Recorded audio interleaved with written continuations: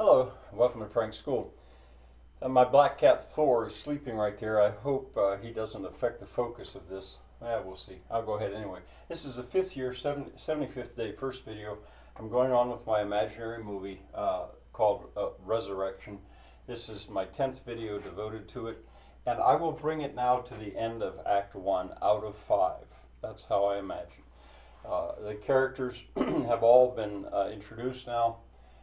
But a story or a movie can't only be beautiful and nice. Oh, isn't that pretty? Isn't that nice? Isn't that not if it's going to be a compelling story. There has to be tension. There has to be conflict, and I will introduce it here. Uh, I'll go back. I would go back to the man's eyes, and don't forget what I said about not being too heavy-handed with that idea. But it's to give that suggestion that he, if not orchestrating this, he has an ability to see things that the others maybe don't. And his eyes are troubled. He gets a troubled look on his face. Now he doesn't look so comfortable. He looks more worried. Because what he sees, it's probably late afternoon, is the sky is darkening. It's getting very dark and threatening, the sky, as he looks out there. A storm is coming, apparently, and it looks like it's going to be a bad storm, and they're up on a mountain. Uh, well, troubled as he is, he and the second character, number two, the woman that was walking with the sack on her head, he and character number two actually go out to meet these two characters that are arriving with the cow cart that had left early in the morning. They go out to meet them because he's worried. And when they get to them, they find that they're in trouble. The woman is getting sick. She's already not feeling very well, and this storm is coming.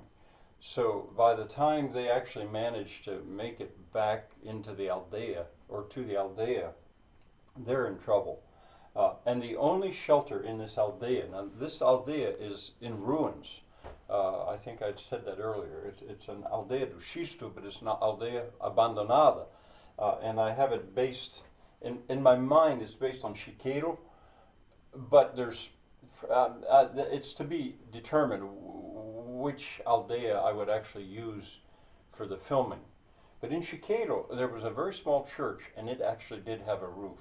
Now, Chiqueiro was in the process of being restored by the government, but you could see that the best building in the aldea at some point had probably still been this very little church. That's the only shelter. And so now we'll have these 7 characters basically huddled, wet, cold, in this little church, because at least the roof sort of sheds water. And maybe, I say even maybe sort of, because they might have to do something to, they're in the ruins of a village. The goats that the old man has, and character number 2 as well seems to be part of that. They'll turn them in to this little tiny church. Maybe even the cow and the calf for the heat and for the shelter of them. And there they are, basically miserable. And the music. Now, this wind and water, in terms of rain. I mean, whatever the composer would choose to do in the soundtrack. It could be pretty dramatic, the representation of the storm. I find myself thinking off and on about Haydn's The Seasons. Die Wartezeiten, I think, is what that is in German. The Seasons, his oratorio, and the way a storm is presented there. Well, and other places too. Anyway, there they are. They're cold. They're wet. If they had a fire, it would help. Well, the character number 3, the big black guy that limps, strong guy, he's in the business of trying to get a fire started, uh, but he can't because the wood is wet.